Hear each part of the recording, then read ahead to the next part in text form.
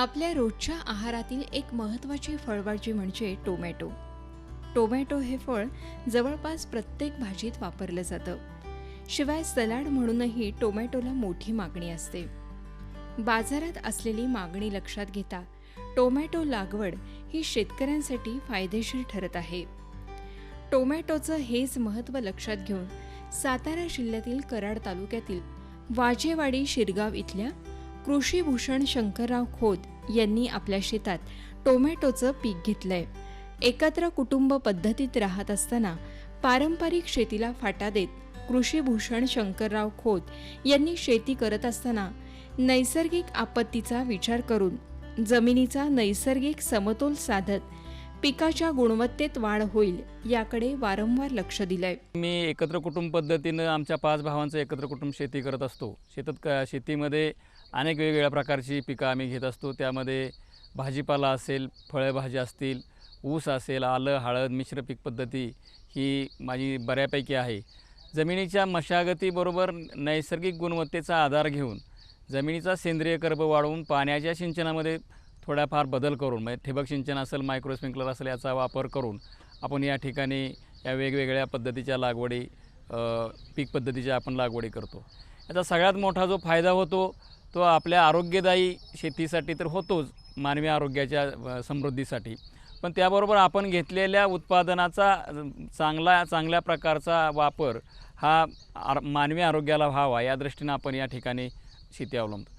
या ठिकाणी आपण बघाल की हा माझा साधारण 25 गुंठ्याचा आर्यमान या वाणाची लागवड आपण टोमॅटो या पिकाची घेतलेली असून या पीक पद्धतीतून आपण समृद्धीबरोबरच उत्पादन आणि जमिनीच्या समतोल विषयाकडे लक्ष दिलेलं आहे. अशा प्रकारच्या पीक पद्धतीबरोबर जनावरांचं संगोपन, त्याचं शेणखत असेल, गोमूत्र असेल आणि शेतावरती त्याचा वापर चांगल्या प्रकारचा असेल, ही सगळ्यात गुणवत्ता साधून आपण अशा प्रकारची शेती अवलंबतो आणि जेणेकरून या पीक पद्धतीतून आपल्याला जास्तीत जास्त उत्पादन कसं घेता येईल. समतोल उत्पादनाबरोबर नैसर्गिक गुणवत्तेचा आधार राहून जमीन जिवंत राखण्याचा जो प्रयत्न या ठिकाणी केलेला आहे, त्यामध्ये मला या प्लॉटमध्ये साधारण अगदीच आता यावर्षीचे दर चांगले आहेत आणि या दराच्या मानाने मला या ठिकाणी चांगलं उत्पादन मिळेल अशा प्रकारची मला अपेक्षा आहे. उन्हाळ्याच्या दिवसांमध्ये पाण्याचं बाष्पीभवन अधिक होतं, त्यामुळे उपलब्ध पाण्यात नियोजन करणं खूप गरजेचं असतं. त्यामुळे पाण्याची बचत आणि दर्जेदार उत्पादनासाठी शेतीत मल्चिंग पेपरचा वापर खूप महत्त्वाचा ठरतो. या ठिकाणी आपण जो मल्चिंगचा वापर केलेला आहे तो मल्चिंग वेगवेगळ्या प्रकारचे येतं मायक्रॉनमध्ये 12 मायक्रॉनपासून जो साधारण 20-22 मायक्रॉनपर्यंत. शेतकऱ्याने जर अशा प्रकारचं मल्चिंगचा वापर केला तर उन्हाळ्यामध्ये तुम्हाला तणाचा बंदोबस्त होण्याबरोबर जमिनीचा ह्युमस आणि पावसाच्या अधिक पाण्यानं जमिनीचं लिचिंग मागचा जे विषय आहे तो कमी होतो आणि जास्तीत जास्त उत्पादन घेण्याच्या दृष्टीनं किंवा कमीत कमी पाण्यामध्ये जास्तीत जास्त उत्पादन घेण्याच्या उद्देशानं हे अतिशय फायदेशीर. शेतकऱ्यांनी मल्चिंगचा वापर करावा, शेणखताचा वापर करावा, त्याबरोबर RCFची जी खतं आहेत, विद्राव्य खतं आहेत, त्या सगळ्या खतांचा वापर 15-15 असेल, सुजला असेल, मायक्रोला असेल, या पीक पद्धतीचा आपण जरूर वापर करावा. खरं तर महाराष्ट्रातला शेतकरी हा अतिशय समृद्ध आणि सदनशील आहे. माझ्यासारखा शेतकरी 20-25 वर्षापासून पाणी, माती आणि हवामान याच्या आधारावरती पीक पद्धती अवलंबत असतो. मग यामध्ये परिवाराला लागणारं सगळं अन्नधान्य पिकवून मग उरलेलं अन्न विकण्यामध्ये मजा येते. या परिसरामध्ये मोठ्या प्रमाणात ऊस घेतला जातो, काही ठिकाणी महाराष्ट्रामध्ये भात घेतला जातो, कपाशी घेतली जाते किंवा सोयाबीनसारखं मोठं पीक घेतलं जातं. पण ठराविक या वातावरणाच्या दर्जांचा उपयोग कसा आपल्याला समतोलरित्या करून आपल्या उरलेल्या जमिनींचं संगोपन कसं केलं जाईल किंवा इथल्या पशु प्राणी मात्रांचा कशा प्रकारचा संगोपन केलं जाईल, हे सगळ्यात महत्त्वाच्या बाबी आपण आज या ठिकाणी महाराष्ट्रामध्ये बघतो. आपल्या पारंपरिक शेती पद्धतीला संशोधनाची जोड असून शेतकऱ्यांना अधिक आर्थिक नफा मिळवण्यासाठी मिश्र पिके, आंतरपिके महत्त्वाची भूमिका बजावतात. शेतीत जास्त उत्पादन मिळवण्याच्या हेतूनं कृषीभूषण शंकर खोत यांनी आपल्या जमिनीत टोमॅटो बरोबरच आल्याचं पीक घेतलंय. रोजच्या आहारात आले या मसाला पिकाला विशेष महत्त्व आहे. आल्याचे औषधी गुणधर्म अधिक आहेत. शिवाय स्वयंपाकात चव वाढवण्यासाठी आलं हे महत्त्वाचं पीक आहे. या ठिकाणी जो आपण आल्याचा प्लॉट बघताय हा साधारण 2.5 एकराचा प्लॉट असून यावरती आपण आल्यामध्ये आंतरपिकं घेऊन वेगवेगळ्या प्रकारची पीक पद्धती अवलंबून हा साधारण 18 महिन्याचा खोडव्याचा प्लॉट आपण सांभाळलेला आहे. या प्लॉटचं वैशिष्ट्य म्हणजे की एवढे मेहनत करून शेतकरी ज्या पद्धतीनं जशा प्रकारचं कष्ट अवलंबून करतो त्याचं एक उत्तम प्रतीक म्हणून या ठिकाणी या प्लॉटकडे बघितलं पाहिजे. आज आल्याच्या पिकावर लाखो रुपये शेतकरी खर्च करतात, पण अशा प्रकारची निगराणी आणि व्यवस्थापन असणं फार गरजेचं आहे. ह्या प्लॉटसाठी आपण वेगवेगळ्या प्रकारच्या खतं औषधांबरोबर फवारण्यांचं शेड्यूल वापरलं आणि त्याबरोबर आपण याचा एकूण चांगला उपयोग आपण शेतीसाठी करून घेतलेला आहे. यातून मला चांगलं उत्पादन मिळण्याची अपेक्षा आहे. साधारण 1 गुंठ्यामध्ये याच्यापासून आपल्याला साधारण 1 टन एवढं उत्पादन अपेक्षित असून चांगलं उत्पादन अपेक्षित आहे. दराचं आपल्या हातात नसल्यामुळं मार्केटच्या दरानुसार जर बघितलं साधारण 20-25 हजार रुपये जर सापडला तर साधारण आपल्याला 100 टन एवढा माल या ठिकाणी उपलब्ध होईल अशी अपेक्षा आहे. आले या पिकाचं खत आणि पाण्याचं व्यवस्थापन करताना ठिबक सिंचन पद्धतीचा वापर केला जातो. त्यामुळे खतांची पाण्याची मोठ्या प्रमाणात बचत होते. शिवाय यामुळे पिकाची गुणवत्ता सुधारण्यासाठी मदत होते. पाण्याची ठिबक सिंचनच व्यवस्थापन केलेल्याला फर्टिगेशनसुद्धा आपण ठिबक पद्धतीनंच करत असतो. या ठिकाणी वेगवेगळ्या प्रकारचे ॲसिड्स असतील किंवा सल्फर ऑफ पोटॅश असेल किंवा RCFची वेगवेगळी खतं असतील याचा आपण वापर या ठिबकद्वारे या पीक पद्धतीला करतो. जेणेकरून पाण्याचं व्यवस्थापन जर उन्हाळ्यामध्ये चांगलं असेल तर हे पीक परत तुम्हाला समृद्धीकडे घेऊन जाऊ शकतं. साधारण या पिकाचं आता वय 17 ते 18 महिन्यात झालं असून या पिकातून आपल्याला चांगल्या प्रकारचं उत्पादन अपेक्षित आहे. याच्यासाठी जो खर्च आहे तो प्रत्येक महिन्याला भांगलन असेल किंवा व्यवस्थापनाचा जो वेगवेगळा प्रकार आहे तो आपण या ठिकाणी लावून धरतो. आता याची जर आपण गुणवत्ता बघितली, पानाची अवस्था बघितली तर अतिशय दर्जेदार हा प्लॉट आपल्याला या ठिकाणी बघायला मिळतो. त्याचं कारण आहे की उत्तम नियोजन, पाण्याचं, जमिनीच्या तपासणीनंतर खत व्यवस्थापन आणि उत्तम दर्जाच्या वेगवेगळ्या पीक पद्धतीचा जो अवलंब आपण औषध म्हणून केला त्याचं हे उत्तम उदाहरण या ठिकाणी आपल्याला दिसत आहे. माणसाच्या शरीराला व्यायामाची गरज आहे, तशाच प्रकारची मशागत ही जमिनीला व्हावी. त्यामध्ये तुमचं शेणखत असेल किंवा गांडूळ खत असेल याचं मिश्रण करून जमीन अतिशय चांगल्या प्रकारे तप्त करून घेऊन मग आपण यावरती जमीन एकसारख्या पद्धतीनं बेड पद्धत सोडून मग त्यावरती आपण रासायनिक खतांचा जर वापर आपण करणार असू तर 15-15 सारख्या खताचा वापर आपण पेरणी पद्धतीने करतो आणि त्यानंतर बेड सोडतो. बेड हे 2.25 फुट सोडून 4.5 फुटाच्या अंतरावरती आपण त्याचं लागण करतो. 2.25 फुटाच्या बेडला एकाड एक बेडला याची लागवड होत असते. सिंचनाचं प्रमाण जे आहे ते पाणी कमीत कमी व्यवस्थापन केल्यामुळं सुरुवातीच्या काळामध्येच लागवडीच्या पहिल्या पिरियडमध्येच याला पाण्याचं व्यवस्थापन चांगल्या प्रकारचं करावं लागतं. अन्यथा पावसाळा सुरू झाल्यानंतर याचं पाणी व्यवस्थापन दर्जेदारपणे कमीत कमी पाणी याला ठेवायला लागतं.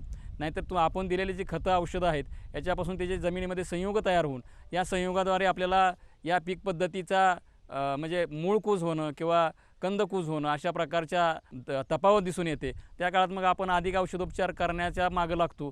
त्याच्यापेक्षा अगोदरच आपण पाण्याचं व्यवस्थापन हे उत्तम पद्धतीने ठेवल्यास आपल्याला कमीत कमी औषधामध्ये जास्तीत जास्त फायदा घेता येईल. अशा प्रकारचं संतुलित जर नियोजन केलं तर शेतकऱ्यांना या पीक पद्धतीतून चांगलाच फायदा मिळू शकतो. आता या ठिकाणी आपण बघितलं की आता आपण सुरुवातीला लागवड केल्या आल्यामध्ये कोथिंबीर, झेंडू, तुळस, सब्जा, दोडका, कारली, मिरची अशा प्रकारची साधारण 11 आंतरपिकं आपण शेवटपर्यंत ठेवत असतो.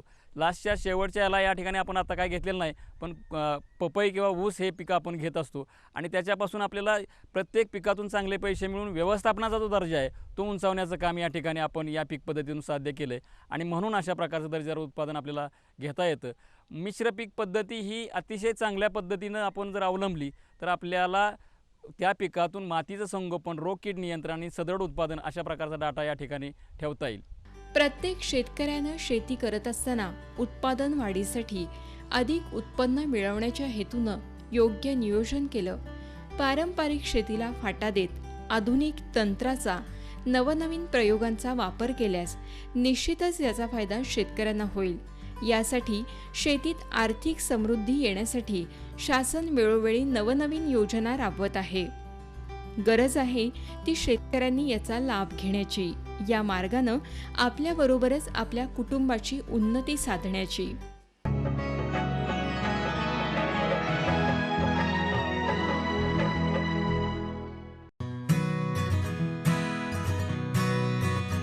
शेतीपूरक व्यवसायांमध्ये दूध आणि दुग्धजन्य पदार्थांना अतिशय महत्त्व आहे. गेल्या काही वर्षात झालेल्या दुधाच्या धवल क्रांतीनं शेतकऱ्यांच्या जीवनात आमूलाग्र बदल घडून आला आहे. अल्पभूधारक शेतकऱ्यांना पशुपालन आणि दुग्ध व्यवसायानं आर्थिक समृद्धीचा मार्ग दाखवला आहे.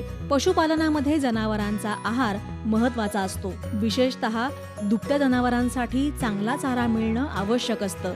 पशुपालकांचा सर्वाधिक खर्च हा जनावरांसाठीच्या चाऱ्यावर होत असतो. अशा वेळी शेतकऱ्यांनी स्वतःच्या जमिनीमध्ये जनावरांच्या चाऱ्याची लागवड केली तर ती अधिक फायद्याची असते. त्यासाठी शेतकऱ्यांनी चाऱ्यासाठीच्या योग्य वाणांची निवड करून चारा पिकाची लागवड करावी. सातारा जिल्ह्यातील बोरगाव येथील शेतकरी अजय साळुंखे यांनी अशा प्रकारे हत्ती घास या गवताची लागवड यशस्वी केली आहे. मी आत्ता माझ्याकडे 6 गायी आहेत. मी 2013 सालापासून हा व्यवसाय करतो. माझ्याकडे पहिली एक गायी होती. एक गायीपासून माझ्याकडे आता 6 गायी आहेत. कारण की दरवर्षी माझ्याकडं गायी पहिल्या मी विकत नव्हतो, आता गायी विकायला लागलो आहे. कारण की माझ्याकडे आता जरा म्हणजे भरपूर मोठा काटा व्हायला लागला आहे. आणि त्या गायींसाठी मी आत्ता शेतामध्ये 5 गुंठामध्ये हत्ती घास लावलेला आहे. ते हत्ती घास लावण्यासाठी अधिकार नांगर करायला लागतो आहे. नांगर केल्यानंतर 2 वेळा कोळवाची पाळी द्यायला लागते आणि त्याच्यानंतर पावसाच्या आणि हवामानाच्या बरोबर मिश्रणावर बरोबर ते हत्ती घास लावायला लागतो. म्हणजे पाणी हवा त्या हिशोबात तो ऑक्सिजन बरोबर त्या लेवलला भेटतो. आणि हवाने कसं होतं, हवामान जरी बरोबर नसेल तरी हत्ती घासाला प्रॉब्लेम येतो. कारण जास्त पाणी झालं तर हत्ती घासाचे जे डोळे आहेत त्याच्यानी प्रॉब्लेम येतो. कृषी विज्ञान केंद्र बोरगाव आमासनी ह्या कांड्या उपलब्ध झाल्या आणि ह्याचं नाव आहे, या हत्ती घासाचं नाव आहे की फुले गुलवंत. अशा कांड्या आम्ही आणलेल्या आहेत कृषी विज्ञान केंद्रातनं. त्या आणि प्रत्येकी एका कांडीला 2 डोळा असतात आणि त्या आम्ही सऱ्या टाकल्या होत्या. 2.5 फुटाची सरी लागते हत्ती घासासाठी. त्यासाठी हत्ती घासाच्या सऱ्या टाकून ठेवलेल्या होत्या आम्ही. तर त्या आणल्या आणि त्या कांड्या लावल्या. 2-2 डोळ्याच्या कांड्या असतात. ती 1-2 फुटावर 1.5 फुटावर अशा कांड्या लावलेल्या आहेत. त्याचं ठोंब मोठं होतं, त्यामुळे ते आम्ही मापावर लावलेलं असतं अंतरावर. आणि आता ते त्याला 8 दिवसांनी पाणी पाजायला लागतं आणि 2 महिन्याला त्याची कापणी येते सारखी. प्रत्येक 2 महिन्याला गुरासनी चारा घालायला येतो त्याचा. चारा लागवडीसाठी मुख्यत्वे मका, ज्वारी, बाजरी, चवळी आणि काही प्रमाणात संकरित वाण, नेपियर आणि हत्ती घास यांची निवड केली जाते. हंगामानुसार चारा पिकाची लागवड केली जाते. सकस चारा पिकांमुळे जनावरांना चांगली पोषण मूल्य मिळून त्यांची वाढही चांगली होते. त्यामुळे शेतकऱ्यांनी नेहमीच चांगल्या वाणांची निवड करावी. चारा पिकांच्या रोपांच्या गुणवत्तापूर्ण वाढीसाठी जमिनीची नांगरणी, कुळवणी महत्वाची असते. पेरणी करताना 2 ओळींमध्ये योग्य अंतर राखावं. चारा पिकाच्या लागवडीसाठी कृषी विज्ञान केंद्राकडून मार्गदर्शन केलं जातं. ज्या टायमिंगला आपण हत्ती घास लावतो त्या टायमिंगला, ज्या टायमिंगला आपण मशागत करतो ना, त्यावेळेला शेणखत विस्कटलं जातं वावरात. आणि मग त्याच्यानंतरनं हत्ती घासाला युरिया टाकला जातो. युरिया टाकल्यानंतरनं कापणी झाली की दुसऱ्या कापणीला DAP चालू करतो आपण. तिथून मग सारखं प्रत्येक पाण्याला व्हायचं DAP टाकला की फुटवा चांगला होतो. हत्ती घासाला तेजपणा राहतो. प्रत्येक कापणीला RCAचा युरिया आणि DAP टाकतो आम्ही. आधी मी एकच चारा वापरत होतो, आता मी 2-3 प्रकारचा चारा वापरतो. आणि आता मला दुधामध्ये माझी जरा पहिलं दूध माझे कमी होत होतं आणि आता प्रमाणात आता जसा मी प्रत्येक व्हरायटीचं हत्ती घास आणि गवत घेतल्यापासून 3 प्रकारचं गवत आहे माझ्याकडं. आणि ते 3 प्रकारचा चारा घातल्यापासून मला दुधाची क्वांटिटी वाढायला लागली आहे. आधी माझं 40 लिटर जात होतं, आता 55 लिटर दूध जायला लागले माझं. मला 15 लिटरचा फरक पडायला लागला आहे. पेरणीपूर्वी मशागत करताना जमिनीमध्ये कुजलेलं शेणखत किंवा कंपोस्ट खत जमिनीत मिसळावं. वाणाच्या वाढीच्या योग्य अवस्थेत RCF आणि युरिया ही खतं द्यावीत. जमिनीमध्ये एकाच वेळी 2 ते 3 प्रकारच्या चाऱ्याची लागवड केल्यास त्याचा जनावरांना अधिक फायदा होऊ शकतो. त्यासाठी पारंपरिक चारा वाणांबरोबरच नव्या संकरित वाणांची ही लागवड शेतकऱ्यांना करता येऊ शकते. माझा ज्या टायमिंगला हत्ती घास चांगला आला त्याच्यानंतरनं मग माझ्या मित्रांनी बघितल्यानंतर आणि मी मित्रांनी सांगितलंच होता की माझ्या हा चारा मी वापरतो. मग त्याच्यानंतर माझ्या मित्रांनी बघितल्यानंतर मग माझ्याकडून मित्रांनी चारा नेला आणि ते हत्ती घासाच्या कांड्या त्यांनी सुद्धा लावल्या. आणि मग ते म्हणाले खरंच हा चांगला व्हरायटीचा हत्ती घास आहे आणि चांगला येतोय. आणि मग त्यांचं पण दूध बऱ्यापैकी आता वाढायला लागले. उत्पादनं मग त्यासनी पण चांगली झाली आणि वैरण बी कमी लागती आणि हिरवा चारा जरा जास्त गावतो. त्याच्यामुळं पण त्यासनी पण परवडतं. या म्हणजे ते म्हणतात की बाकीच्यांपेक्षा हा हत्ती घास परवडतो आपल्याला. म्हणजे हत्ती घासाचं प्रमाण हे चांगलं आहे आणि हत्ती घासामुळं दूध उत्पादन आपल्याला होतं आणि आपल्याला कमी वेळात जास्त वैरण भेटते. योग्य नियोजन केलेल्या चारा पिकांची उंची सर्वसाधारण उंचीपेक्षा जास्त असते. असा चारा हाताशी असल्यास योग्य वेळी जनावरांना देता येतो आणि त्यासाठी करावा लागणारा खर्चही कमी होतो. माझं सांगणं माझ्या मित्रांनी आहे की माझ्या प्रत्येक मित्राकडे ज्यांच्याकडे जनावरं आहेत तरी त्या मित्रांनी सगळ्यांनी माझं असं म्हणणं आहे की हत्ती घास हा लावावा. कारण की माझ्याकडे 6 गायी आहेत तर मी 5 गुंठ हत्ती घास लावलेला आहे. त्याच्याकडे 2 गाय आहेत त्यांनी 1 गुंठाभर तर लावावा आणि ज्याच्याकडे जास्त जरी असल्या तरी पण त्यांनी माझं असं म्हणणं आहे की त्यांनी हत्ती घास लावावा. आपल्याला कोणत्याही वैरणीचा म्हणजे वैरण कधी आपल्याला कमी पडणार नाही किंवा वैरणीचा कधी प्रॉब्लेम होणार नाही. कितीही जरी आपल्याकडे जरी समजा जरी पाणीचा जर उन्हाळ्यात जर ऐन टाईमला आपला हिरवा चारा जर भेटत नसेल तर त्यांनी मुरघास करावा. मुरघासामुळे आपल्याला एक 45 दिवस फक्त काळजी घ्यायला लागते. 45 दिवसानंतरने तो आपल्याला कधीही प्रॉब्लेम येत नाही कारण तो कधी आपल्याला हिरवा चारा आपण घालू शकतो. सगळ्या माझ्या मित्रांनी हा हत्ती घास लावावा. कमी पाण्यात चारा पिकाची लागवड केल्यास शेतकऱ्यांना अतिशय उपयुक्त आहे. त्यामुळं शेतकऱ्यांनी त्याविषयीची माहिती घेऊन नियोजन करावं. त्यातून पशुपालन व्यवसायाला अधिक बळ आणि एकूणच ग्रामीण अर्थव्यवस्थेला बळकटी मिळणार आहे यात शंका नाही.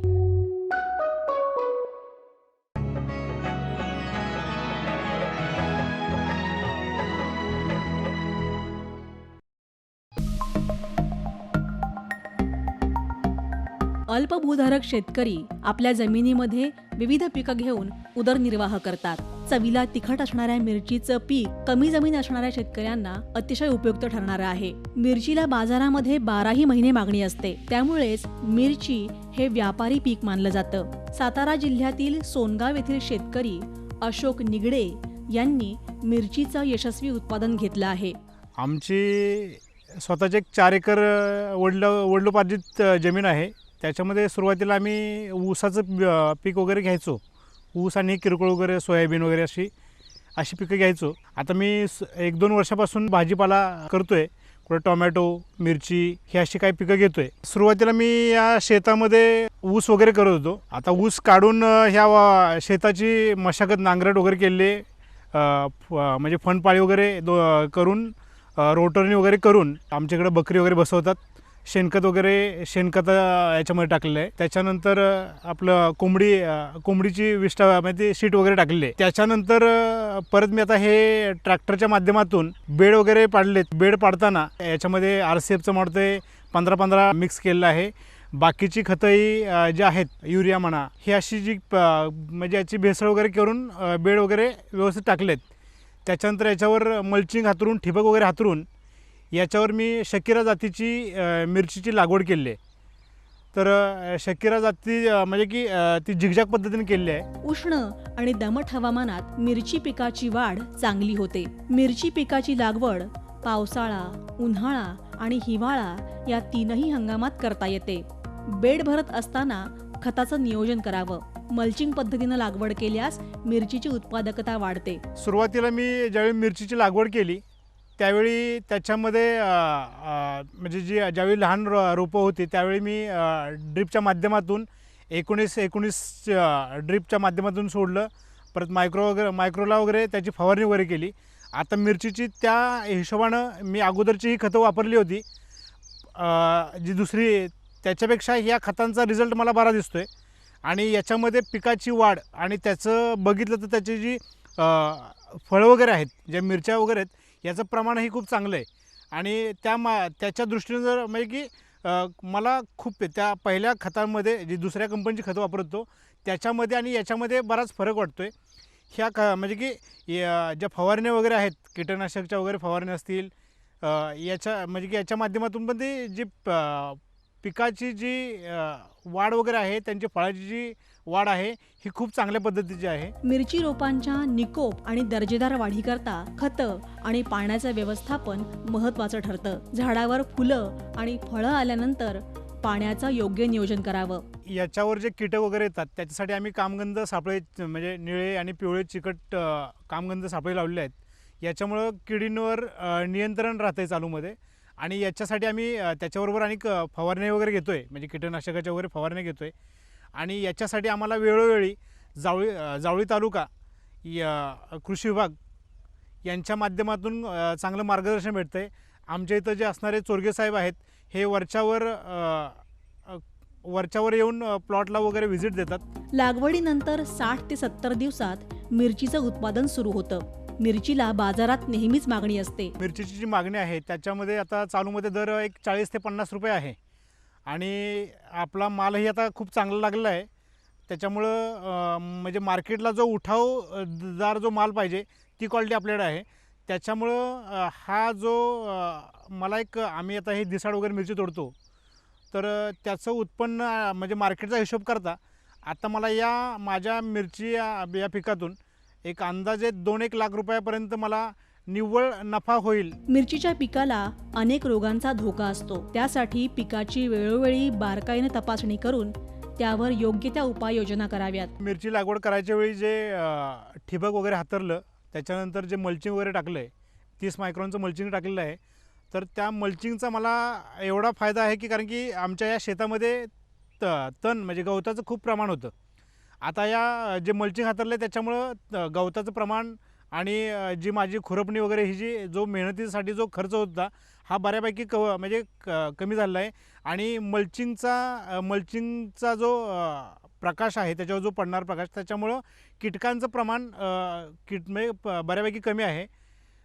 त्या मल्चिंगचा मला खूप फायदा आहे. आणि त्याच्यावर जे ड्रीप हातरलं आहे याच्यामुळं पाण्याचं प्रमाण म्हणजे पाणी योग्य जेवढं पाहिजे पिकाला एवढंच प्रमाणात मिळतं आहे.